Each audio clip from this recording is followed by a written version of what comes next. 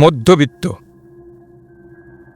আমি জীবনে কখনো বড় সাহেব হতে পারলাম না।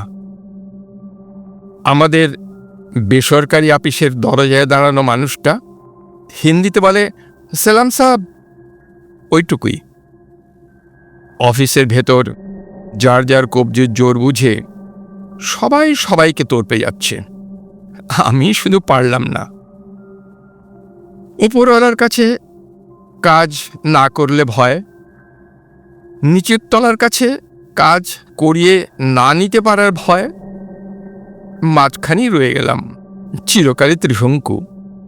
মধ্যবিত্ত তো, তাই চিরকাল ন্যাংটা না হতে পারার ভয়। ভয় নেই শুধু বাটপারদের কাছে, ওদের আর দোষ কি? ওরা তো লুটে পুটে খাবেই।